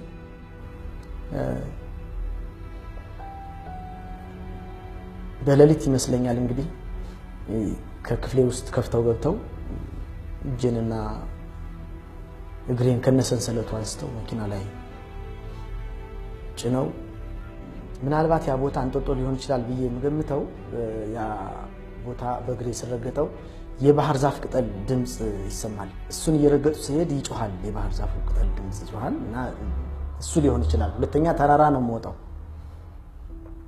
ከዛ በኋላ የእግሬን ሰንሰለት መልሰው አሰሩና እጄን ፈተው እንትኑን አሳቀፉ። የባህር ዛፍ ግንዱን አሳቀፉ። ይሄ የመጨረሻ እድል ነው። አንድ ቀን ብቻ እንሰጣለን። ዛሬ ከዚህ ተተነነ የምንሄደው አስብበት በደንብ በተመስጾ እዚህ ታድራለህ። ነገ ተመልሰን ስንመጣ በህይወት ከተገኘ ምንም አይነት መረጃ እንድትደብቀን አንፈልግም። ከደበቀን ግን ሁለተኛ እድል እንደዚህ አይነት እድል አታገኙም ብለው ግንዱን አሳቅፈው ሰንሰለቱን አጥብቀው ሶስት ናቸው። የሶስት የጫማ ኮቴ ይሰማኛል። ሲመለሱ ሁለት የጫማ ኮቴ ነው የተሰማኝ። ስለዚህ አንዱ ሊመታኝ ይችላል፣ ሊመታኝ ነው በቃ እንዳልጮህ ነው እድል እንስጥህ ያሉኝ እስከሚያስሆን ነው የሚል እምነት ነው የነበረኝ። ነገር ግን የሁለቱ የእግር ኮቴ እየራቀኝ ከሄደ በኋላ በቅርብ ርቀት የጥይት ድምጽ ሰማሁ፣ የሽጉጥ ድምጽ ሰማሁ እና አንድ ባንድ አከታትሎ የቆየ 8 ጥይት ተኩሷል። እኔ በወቅቱ ከተመታሁ እንዴት አስባለሁ? እኔን የመታኝ እንጂ እያስፈራራኝ ወይም ወደ ሌላ እየተኮሰ ነው ብዬ አላስብም። ባህር ዛፉን ነው እየመታ ያለው። የባህር ዛፉ ቅርፊት ከጭንቅላቴ ላይ ይወድቃል። ምንድነው ብዬ ሰውነቴን መዳበስ አልችልም፣ ምክንያቱም ግንዱን ታቅፍ ያለው እና በወቅቱ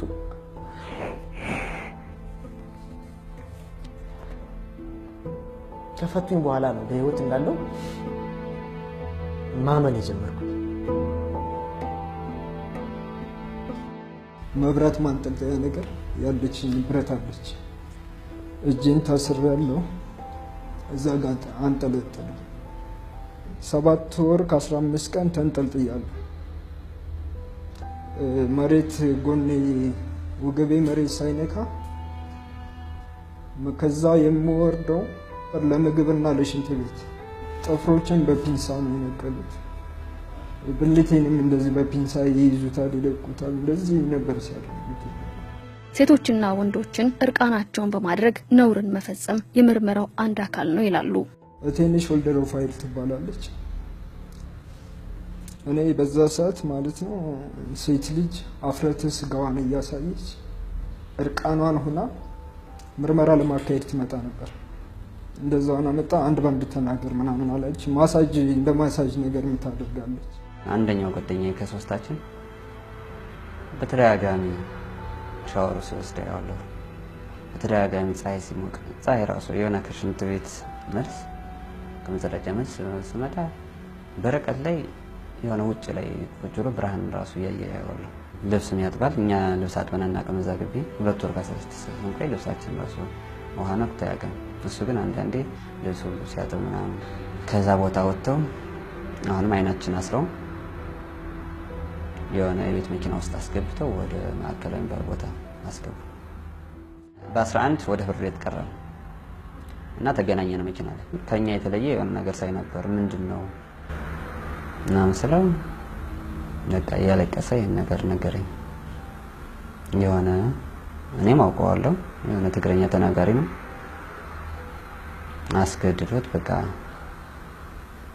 ግብረ ሰዶም ከሱ ጋር ሲያደርግ እንደነበረ ነገረኝ እና ስለው በቃ እንደዚህ ነው በጣም ይሄን ነገር ለማንም ከዚህ እንዳትናገር እንሞታለን ጥራለን ማለት እሻለ።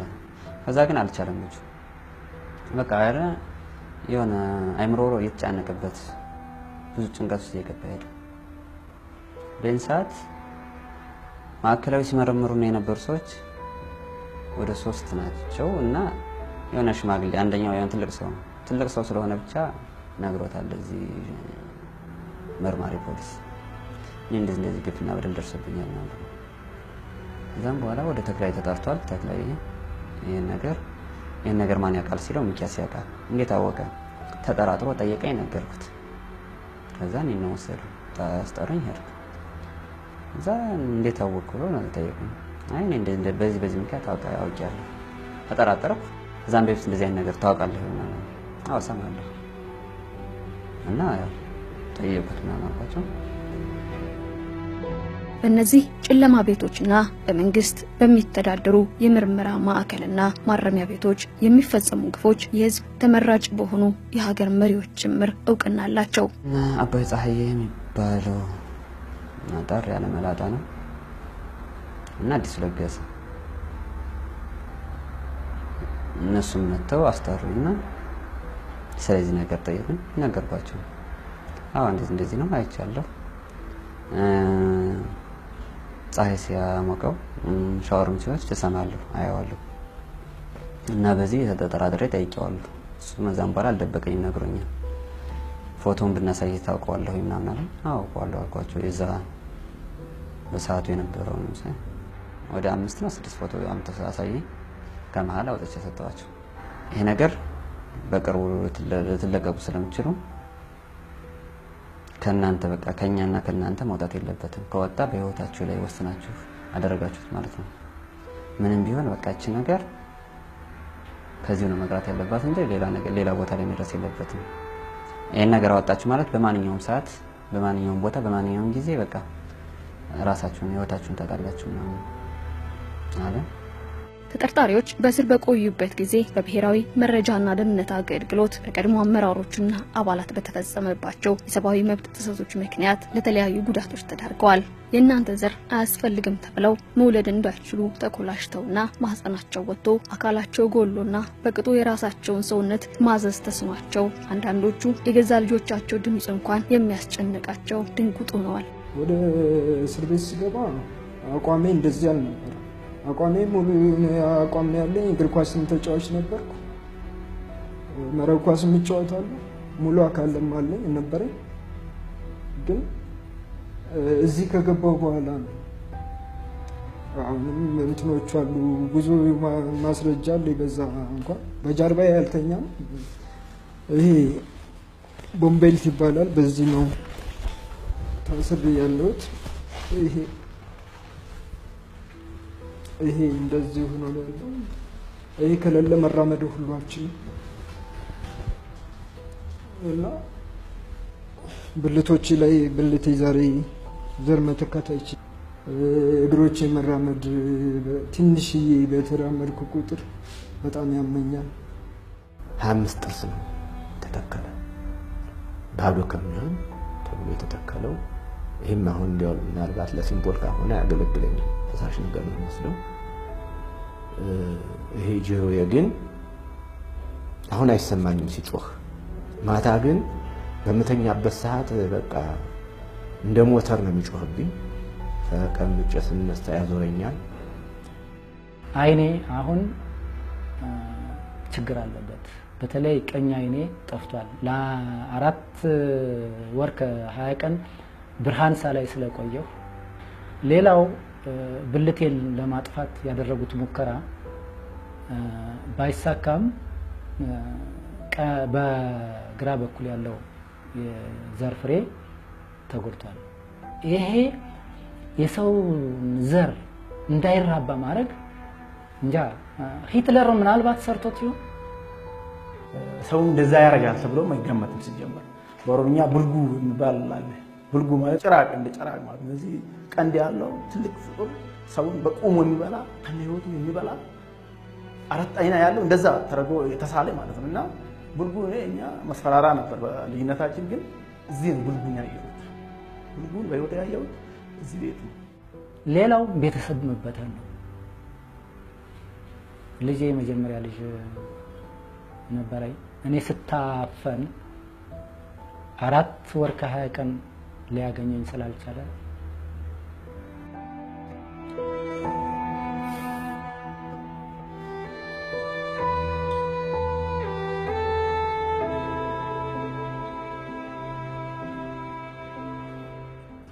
እና ሊያገኘኝ ስላልቻለ አባቴ ሞቷል። ስለዚህ እኔ እዚህ ቤት አልኖር ብሎ ነው ወጡ።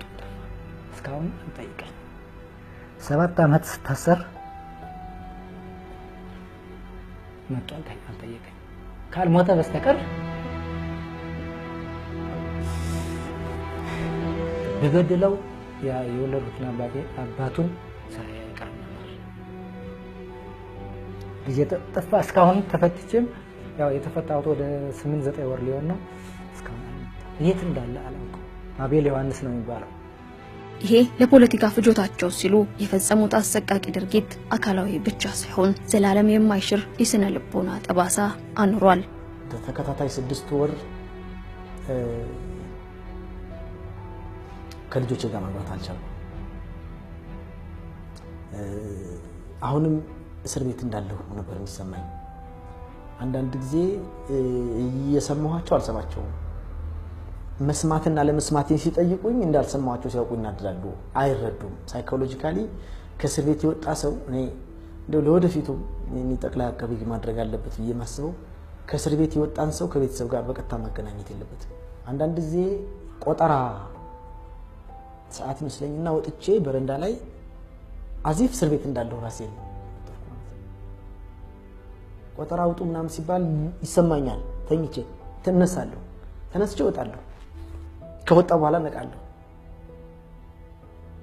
እና በእስር ቤት ውስጥ መቆየት ጉዳቱ ከእስር ቤት ከወጣ በኋላ ነው። ስነ ልቦናዊ ጉዳት በየወንዙ በየጫካው በየቢሮ እየወሰዱ እንደሚገሉ አይነት ነገር እንትን እያደረጉ እዚያ ቆሻሻና በሰገራና በሽንት በተነከረ ቤት ውስጥ ለ4 ወር ከምናምን ከ20 ቀን በመቆየታቸው ተጎድቷል። ሁሉ ጊዜ ማሰብ፣ ሁሉ ጊዜ ትካዜ ላይ አይምሮ ጭንቀት አለብኝ። ተጠርጣሪዎች በቁጥጥር ስር በዋሉበት ወቅት ይጠቀሙባቸው የነበሩትን ንብረቶች መልሰው ላይ ያገኙ ይችላሉ። ቀለበቱንም ከዚህ በኋላ መውለድ ስለማችል ምን ያደርግልሃል አለ። ሀብሉም ላንተ አይገባም አለ። ብሩንና ሞባይሎችን ወስዶ አንድ አሁንም ይዣታለሁ ከዛዎች የወጣች ስልክ ነች። 2 ስልክ ነበር ያስኩት። ይቺ አይቴል ነች። እሺ ምናምን ነው የተገዛችው። ይቺን እዝግቢ ታስገባና እነዛን ግን ይዟቸው ሄደ። ከባንክ ደግሞ እየደበደቡ ወስዶ እኔ አልፈርምም ብያቸው ራሳቸው በጣም የሆነ ነገር አደረጉኝና ሂጄ በቃ እጄን ሰጥቼ እጄን ሰጠው። መናገር አቅቶኝ አስፈርመው 30,000 ብር አወጡ ከአካውንቴ ማለት ነው። ሀገር ደህና ነው ብዬ በኢንቨስትመንት ዙሪያ በእርሻ ዙሪያ ሰራለሁ ብዬ ያም ለምነው ወስደው ዛሬ በ6-7 ሚሊዮን የማይገኝ ባህር ዳር ላይ የሰራሁትን ቤት በግድና በ200,000 ብር ተበደረና ሰሊጥ ላይ ነው የምትሰራና ወሰድ ተባለ። ከንግድ ባንክ ተልኮ ነው የመጣ ሰው በቃ እሺ ብዬ ወሰድኩት። ያ በዚያ ያዙት ያን ቤት እርሻ ቦታዬን ወሰዱት። አርማጮ ምዕራብ አርማጮ አብድራፊ የነበረ እርሻ ቦታ እሱን ወዲያው ነው ወሰዱት። አከታትለው ምን አደረጉ? ቤቱን በባንክ ወዲያው ባንክ ትእዛዝ ሰጠው። ባንክ ጨረታ እንዲያወጣ አድርገው ሸጡት። ወዲያው መኖሪያ ቤት ነው። ከዚያ ቀጥለው እኔን አሰሩ። ወር ባልሞላ ጊዜ ውስጥ ቤቱን ወዲያው እንደተሸጠ ወር ባልሞላ እኔን አፈኑ። እኔን አፍነው ደግሞ እንደገና እርሻዬ በነገራችን ላይ ተጨማሪ እርሻ ነበር በቤንሻንጉል ጉሙዝ ክልል ጉባ ወረዳ አልመሃል አካባቢ አብሎሩስ ነው የሚባለው ቀበሌው። እዚያ 200 ሄክታር ነበር በህጋዊ ኢንቨስትመንት ሰራበት የነበር። ይሄ ሁሉ ሀገር ለማሳደግ ቤተሰቤን ለመርዳት ራሴን ለማገር ሰላም ነው ብዬ ያንን ደግሞ እኔ ስታሰር ወሰዱት። እዚህ ሕክምና ማግኘት መብት ሳይሆን በደህንነት አባላቱ በጎ ፍቃድ ላይ የተመሰረተ ነው። ራሳቸው ደብድበው ያቆሰሉት ሰውነትና የሰባበሩት አጥንት እንዲጠገን እንኳን ላይፈቅዱ ይችላሉ። እንደውም አንዳንዴ ህመሙን ለማሰቃያነት ይጠቀሙታል። ፖሊሶቹ ሆስፒታል ወሰዱን። ዶክተሩ በጣም አዘነልኝ። ከዛ ደወለና ልጁ አስተኙት፣ ነገ ኦፕራሲዮን ይሆናል፣ አጥንቱ የተሰበረው አጥንቱ ወጥቶ ብረት ይገባለታል ብሎ ይነግራቸዋል። ማን አስተኛለ ሲቆጡ ሰማው። ከዛ ምን ላርግ ታዲያ ይዘውና መታከም የለበትም ለምን አይሞትም እያለው ነበር። ሰውየው ደነገጠ። ፖሊሱ ደራል ፖሊስ ነው ደነገጠ። ሄዶ ለነርስ ነገራት። እንደዚህ እያሉኝ ነው የተሰካለትን ግሉኮስ ንቀይልኝና ይዤ እሄዳለሁ። አላረግም አለችው። ያዘዘ ዶክተር ነው። ዶክተሩ ይነቀል እስከሚለኝ ድረስ የማረግ ነው አልችልም አለችው። አመናጭቆኝ ከዚህ ራሱ ግሉኮሱ ነቃቀለ። የተደረገልኝ ማለት ነው። ነቃቀለ ተነሳለኝና በዚህ ሁለት ሆኖ ሌላም ጠራ። ሹፌሩን ተሸክሙን መኪና ላይ መለሱ። አንተ እዛ ወስዶ ልትታከም ነበር እግሪዚ ቆረጣለ እንጂ አትታከማትም ያልነው ነገር እስከምታደርግ ድረስ እያንዳንዱ እስከምትነግረን ድረስ እግሪዚ ተልቶ ነው የሚቆረጠው እንጂ እንደው ኖርማል አቆራረጥ አይደለም። ጋንግሪን እንዲሆንብኝ ነው አንተ ጋንግሪን ሆነብናል እንደዚህ ያሉ መለሱ። ድብቅ ቦታ ከሽንት ቤቱ በጣም አንድ 50 ሜትር ይሆናል። የኔ ኮሪደር ውስጥ እየየምና የሆነ ክፍል ውስጥ ነው። በጣም እንትና ነው መብራት የሌለበት ቦታ ነው። እዛ ወስዶኝ አንድ ሰው ቀኝ እጄን ይዛን አንድ ሰው ግራ እጄን ይዞ እና የተወሰነ ቦታ ላይ ደከሙና ሁለት ጊዜ ወረወሩ። አመመኝ ብዬ ሲነግራቸው በየቀኑ ጀስት እንደ ምርመራ ቴክኒክ አድርጎ ማታ ወጥቶኝ መሬት ላይ ይወረውሩኝ ነበር። ይሄን እንደዚህ ያደርጉኝ ነበር ለረጅም ጊዜ። የምግብ መለያየት ሲመጣ የአሚቢክ ነገር የአሜባ አይነት ነገር ይነሳብኛል። በዛ ያስለመዱት ምንድነው 4 ታብሌቶች ባንድ ላይ የሚወሰዱ ታብሌቶች አሉ ለትላትል የሚሆኑ። አሁን አመመኝ አልኳቸው። ከዚያ በኋላ የሆነች ሴት ነርስ ትመስለኛለች አውጡ አለችና ወጣሁ። ምንድነው የሚያምህ? እንደዚህ ነው የሚያምህ ነው መድኃኒት ይላክልሃል አለች። 30 ታብሌት ተላከልኝ። እኔ ማላውቀው ታብሌት ነው 30 ታብሌት ነው። ጧት 2 ማታ 2 ዋጥ ተባሉ እና ያን ታብሌት በተባለው መሰረት እንግዲህ እሷ አይደለም ተሰጠያን ታብሌት እነዚያ ትግርኛ ተናጋሪዎች ናቸው ታብሌቱን ይዘው የሚመጡት ለነሱ ነው። እሷ እንድትሰጥ አይፈቀድም። እሷ ምርመራውን ምን እንደሚያምሽ እዚያ መዝገባ መሄድና ማስተላለፍ ነው። ከዚያ በኋላ እነዚያ ልጆች መጡ። ባንድ በፕላስቲክ ትንሽ እንትን የታሸገች ነች እሱን ሰጡ። ከዚያ በዚያ መሰረት ሁለቱን ወሰድኩና ደካከመኝ ተኛው። ተነስቼ ሽንት መጠቀም ስነሳ አዞረኝና በቃ ወደቀ። እግሬ ታስሯል፣ እጄ በሰንሰለት በካቴና ታስሯል። እንዴት ነው የሚልነሳ? በቃ እየተጎተቱ ተመልሼ ከዚያን ጊዜ ጀምሮ እስካሁን ግሬን ስረግጥ ባላንስ የለኝም። ይሄ ብለሰርሰር እዚህ ላይ ነው ያዘኝ። እኚህ ታሳሪዎች በታሰሩበት ወቅት ከራሳቸው ህመምና ስቃይ ባለፈ ይሰሟቸው የነበሩ የሌሎች የስቃይና የጣር ድምጽ ዛሬም ትውስታቸው ነው። እኛው ሰቀቀን ይልቅ ምን ሰማው ሰቀቀን ነበር በጣም የሚያሰቅቅ ማለት ነው። አስቀያሚና በጣም እንትን ነበር። በየቀኑ እየመጣ የሚደበደበው ነው የሚሰቃየው። ሙሉ ሌሊት ነው በቃ ሰዓት የላቸውም የሚመጡበት ሰዓት። ታህሳስ 28 ገና ዋዜማ ማለት ነው። ሌሊት ስለበድቡ አድሮት እኔና እሱ ብቻ ነው እና አመጡትና ስለበደቡ አደሩት። ከዛ እንደዛ ዝም ብለው አሉና ማታ ሽንት ቤት ለመሄድ ሲል እንደዚህ ጓ አድርጎ የጠባቂው አንተ ክፈት ምናምን እያለ ያስፈራራል። ምንም ከውስጥ ድምፅ የለም። አሁን ይመጣል፣ ምንም ድምፅ የለም። ይመጣል፣ ድምፅ የለም። ከዛ ምንድነው ለካ በሩ ከውስጥ ተዘግቶ እሱ ሞቷል። ኦሬዲ እሱ ስቶ ሞቷል። በርስር ነው የወደቀው ይሞቴ ማለት ነው። እኔ እንደዚህ ጥጥ ብዬ ተንቼ ነው ማየው። ያው ጭላንጭል ነገር አለ በሩ ከስር። ከዛ ሞቷል ምናምን ብሎ ግርግር ተፈጠረ። ጫማውን አውልቆ ሸምዙን አውልቆ ሸራ ነው ማስተባበል ጫማውን አውልቆ ለብቻ እሱ እንደዚህ በጓንት ይዞ ሁለት ሆኖ ሬሳውን ሲያወጡ አይቼዋለሁ። በ2003 ዓመተ ምህረት የዩኒቨርሲቲ ሚድ ተርም ላይ አዳማ ዩኒቨርሲቲ አመጽ ነበር እና የኦሮሞ የተማሪዎች አመጽ አስነስተው የመንግስት የጸጥታ ኃይሎች አፍነው አመጹን በትነውታል። ነገር ግን የአመጹ አስተባባሪ ቤተሰቦቹን ለመጠየቅ ከመቱ ከተማ ተሳፍሮ ወደ ቤተሰቦቹ እየሄደ ይዘውታል። ተይዘው እዛ ቤት ነጋ ከኔ በፊት ነው የገባው እና ሌሊት ተገርፎ ሲመጣ ድምጹ ይሰማኝ ስለነበረ ለመነጋገር እንዲያመቸኝ ምስማር ነቅዬ የቺፑዱ ምስማር ነቅዬ አውርቼዋለሁ። በጣም ለበርካታ ጊዜ ምናልባት አሁን ረጅም ጊዜ ስለሆነ ስልክ ቁጥሩን ስለማላውቀው እንጂ በጭንቅላቴ ስልኩን ይዤው ነበር። እሱም በጭንቅላቱ የኔን ቤተሰብ ስልክ ይዞት ነበር። አንተ ከወጣህ እኔ የኔን ጉዳይ ሪፖርት እንድታረግ፣ እኔ ከወጣሁ ደግሞ ያንተን ሪፖርት እንዳረግ የሚል ስሙ ገመቹ ይባላል። የአባቱን ስም ረስቼዋለሁ። የአዳማ ዩኒቨርሲቲ የኢንጂነሪንግ ተማሪ ነው እና ይሄ ገመቹ የሚባለው ልጅ በጣም በተደጋጋሚ አስፈልጌዋለሁ። ክስ እንዳልተመሰረተበት አረጋግጫለሁ።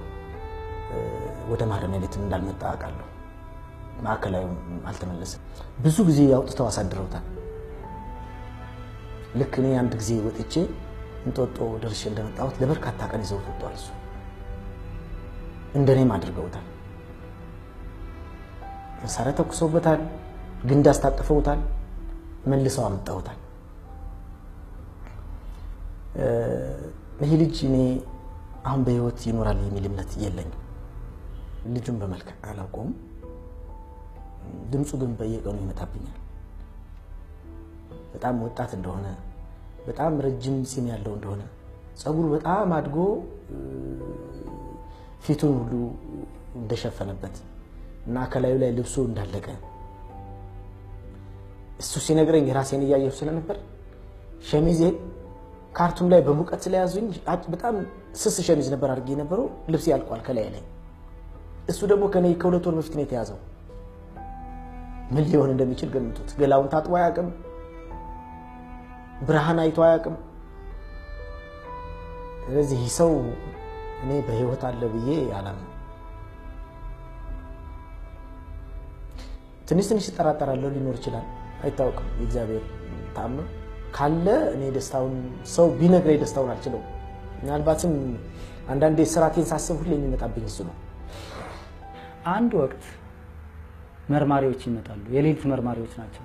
እንግዲህ የኔ አይነት ይሁን አላቅም፣ ግን እሱን ወደ ውጪ አውጣው አልወሰዱትም። እዚያው በሁለተኛው በር አካባቢ ላይ ቁጭ አድርገው ይጠይቁታል። ምርመራ ይጠይቁታል። የሆነ መረጃ ፈልገው ገመቹና አስወጥተው ከእሱ ከመኝታ ቤት አስወጥተው ከበሩ አካባቢ ቁጭ አድርገው ሁለት ሆነው ነው የሚጠይቁት። ሁለት ድምጽ ነው የሰማው፣ የጠያቂዎችን ድምጽ እና መረጃ ፈልገው የሌላ ሰው መረጃ ይመስለኛል የኦነግ አባል መረጃ ይመስለኛል የጠየቁት። ጠያቂው በአማርኛ ነው የሚጠይቀው፣ እሱ የሚመልሰው በኦሮሞኛ ነው። በአማርኛ መልስልን ይሉታል። እኔ አማርኛ አላውቅም ሲጠይቁት በኦሮሞኛ ነው የገመቹ የሚመልሰው። ከዚያ አንድ የሆነ ነገር ሲያናግሩት መልሱን በኦሮሞኛ ይሰጣል። እንዴ እኔ የጠየቁትን ጥያቄ ሰምተህ አይደለ እንዴ በኦሮሞኛ ይመለስክልን? ስለዚህ አውጣው አሉት። ወደ ውጭ አውጣውና ይዘው ሆነ አለና ዋና መርማሪ ሄደ።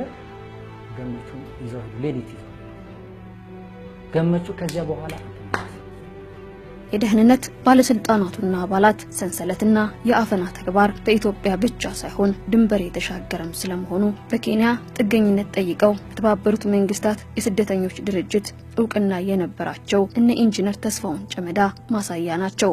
ከኬንያ ተይዘው የመጡ ሁለት እስረኞች በቀኝና በግራ በኩል ነበሩ። አንዱ ኢንጂነር ነብሶ ሊማረውና ኢንጂነር ተስፋውን ጨመዳ ይባላል። ሌላኛው ደግሞ አንድ አይኑን መሰለኝ የሌለው ኢንጂነር መስፍን የሚባል ሰው እኔ እድሉ ገጥሞኝ ምናልባት አሁን በህይወት ስለሌለ ሊሆን ይችላል እድሉ ገጥሞኝ ከኢንጂነር ተስፋውን ጋር ለመገናኘት ሞክሬያለሁ። መገናኘበት የነበረው መስመር የኛ ከኮምፓውንድ ውጪ የነበረችው ሽንት ቤትና የሱ ግድግዳ አንድ ነው እና በጣራው በኩል ቀድጄ እጄን ስሰድ የሱ ክፍል ውስጥ ገባለሁ እና በተደጋጋሚ ደብዳቤ ጻፍኩለት። እኛ የመውጣት እድሉ አለ ስድስታችን ትንሽ 1 ሜትር ተኩል በ3 ሜትር የምትሆን በረንዳ አለች የኛ ለስድስታችን እዛችን እንወጣለን። እነሱ ግን ይሄን እድል አላገኙም። ይሄን እድል ብቻ ሳይሆን ሁለቱም አይተያዩ። ሻይ በሃይላንድ ነው የሚገባላቸው አንድ ሃይላንድ። እኔ ተፈርዶብኝ 1 አመት ከ3 ወር ከ2 ወር ቆይቼ ወደ ቅሊንጦ ከመሄዴ በፊት ነው የገቡት። ነገር ግን እስከመውጣ ድረስ ወደ ቅሊንጦ እስከመሄድ ድረስ ከኬጃቸው አልወጡ። ሁለተኛ ቤተሰብ አይጠይቃቸው፣ ሕክምና አያገኙ። ሌላ ከማረሚያ ቤቱ ውጪ ሌላ ተጨማሪ ምግብ ገዝተው ማስገባት አይችሉም። ምንም አይነት ማህበራዊ ግልጋሎት የሱቅ የስፖርት ራስን ማንቀሳቀስ የሚችሉበት ሁኔታ አይደለም። እንዲያውም የተስፋውን ክፍል በሩ ሲከፈት ካልጋው ላይ ሆኖ ነው በሩ የሚከፈተው። ቁሙ እንኳን እዚህ ቁሙ እንኳን በሩን መክፈት አይቻልም። እጅግ በጣም ጠባብ ክፍል ነች። ምናልባት በዛ ጫና ይሆናል አላቅም እንግዲህ እንዴት እንደሞተ ታንቆ ነው የሞተው የሚባል ነገር ሰማሁኝ። ወደ ቃሊቲ ማን ነው ዘዋይ ከሄድኩ በኋላ ነው። ያቺ ቤት የሱም ሁኔኛ በልዩ የህወሓት ታጋዮች ነው የሚጠበቀው። ልዩ ዞን ትባላለች። በበርበሬ ታሽ ቆሎ ወረወርኩለት እና እኔ ቆሎ አልፈልግም፣ እኔ የምፈልገው መጽሐፍ ቅዱስ ነው፣ እባክህን መጽሐፍ ቅዱስ ካለ ላክልኝ አለኝ። በወቅቱ ጀነራሎች ነግሬ አዲስ መጽሐፍ ቅዱስ ተገዝቶ እንዲገባ አድርገን በእኛ በኩል በዛ በኩል መጽሐፍ ቅዱስ ልኬለታለሁ እና ዝዋይ በነበርኩበት ጊዜ የኦነግ ወታደሮች እስረኛ ወታደሮች እንደሞተ ሲነግሩኝ እውነት መናገር በጣም ያዘንኩት። ሰው ራሱን ሊገልበት የሚችልበት ቦታ አድርጎ ራሱን አንቆ ገደለ ማለት እኔ ከግድያ የተናነሰ ነው ብዬ አላምንም። ዛሬ ህዝብ አሳትፎ የመጣው ለውጥ ሊመጣ እንደሚችል አስቀድሞ ስጋት ያደረባቸው በመሆኑ ሁኔታውን ለመቆጣጠር ሙሉ ኃይላቸውን ይጠቀሙ ነበር። ግንቦት 18 ነው የተያዙት። እነሱ ግን ሰኔ 15 ስብሰባ አድርገው ነበር። እዚያ ላይ ምንድነው ይሄ ህዝብ የኢትዮጵያ ህዝብ መልካም ጥሩ ባህል ያለው መሪ ላይ የማያምጽና የማያስቸግር በመሆኑ ነው እንጂ ከግብጽና ከአረቦች እንቅስቃሴ ብናይ እኮ ይሄን ህዝብ ልንጨብተው አንችል። በፍጹም ምን ልንመልሰው አንችልም። አሁን ጀምረን ነው መቆጣጠር ያለብን ይሉ ነበር። በ2003 ዓመተ ምህረት ሰኔ ወር ላይ እዛች አዳራሽ ላይ ነው እኔ በጎን ባለው አዳራሽ ማለት ነው ይሄን ሁሉ ሰማ ነበር። ህዝቡን ይፈሩ እንደነበረ ህዝቡ አንድ ወቅት ተነስቶ ማዕበል እንደሚሆንባቸው ሁሉ ይናገሩ ነበር። ደህንነት አባላት ናቸው እነዚህ እንግዲህ እዚህ ተሰብስበው እንትን ስለዚህ 24 hours ማዘዣ ነው ያለው። የፌዴሪ ህገ መንግስት አንቀጽ 13 ንዑስ አንቀጽ 1 ማንኛውም የመንግስት አካል የሰዎችን ሰብአዊና ዲሞክራሲያዊ መብቶች የማክበርና የማስከበር ኃላፊነት እንዳለበት ይደነግጋል። በፍትህ ስርዓት ህግ አስፈጻሚ፣ ህግ አውጪና ህግ ተርጓሚ አላማቸው የህግ የበላይነትን ማስከበር ቢሆንም የየራሳቸው ተልዕኮ ግን አላቸው። ፍርድ ቤቱም ገለልተኛ ነው። እዚህ ግን ፍትህ በእነሱ እጅ ናት። ጠርጣሪዎች፣ አሳሪዎች፣ መርማሪዎች ክስ የሚያደራጁት የሚገርፉትና የሚያሰቃዩት ችሎት ተሰይሞ ዳኛ ሆነው የሚፈርዱትም እነሱና የነሱ አላማ አራማጆች ናቸው። ጥያቄ መጠየቅ አይቻልም። ምንድነው እኔ በግል የማላውቀው ነገር ለምን እናገራለሁ? ይሄ እኮ መፍትሄ ነው ሲል እሱን ለዛ ህገ መንግስቱ ምናምን የምትለው ህገ መንግስቱን ቀደሽ እንት ቤት ሂድበት ነው የተባልኩኝ። ማዕከላዊ እየመጣ ይመረምር የነበረ ያስተባብር የነበረ ሰው ደግሞ ዳኛ ሆኖ አይን ዘራይ ወልደሰንበት ይባል አንተ ማዕከላዊ እየመጣ ስታስተባብር የነበረ ያየነ ሰው እንዴት አንተ ዳኛ ሆነ ደግሞ ዛሬ ከኛ አንተ እንዴት ፍትህ እናገኛለን ተነስልና በዚያም ረበሻችሁ ተብለ ያው ጭቅጭቅ ተፈጥሮ ነበር ችሎት ላይ 6 ወርና መተቀጣለ ችሎት መንፈር ማለት ነው። ይሄ ያረጋው እኮ ስርዓቱ አወቃቀሩ አርግ የተባሉ ከላይ ጀምሮ የደህንነት መስሪያ ቤት እንደዚህ በጨካኞች በአረመኔዎች ተደራጅቶ ነበር። እንድታሰር ስለሚፈልግ ፍርድ ቤት ዝም ብሎ በይነ ይሰጣል። የፖለቲካ ብያኔ ነው እንጂ የህግ ብያኔ አይደለም። እኛ ሰዎች በዚህ እየተሰቃዩ ነበር። ማርቲን ሉተር ኪንግ በአንድ ወቅት ወደ ስነ ምግባራዊ አጽናፍ የሚያመላክተን ቀስት ረጅም ሊሆን ይችላል፣ ነገር ግን ወደ ፍትህ ጎዳናዎች ይመራናል ሲሉ ተናግረው ነበር። ፍትህን እውን ለማድረግ በተጀመረው ጉዞ ሁሉን እኩል የሚያይ የፍትህ ስርዓት እውን እንደሚሆን የብዙዎች ተስፋ ነው።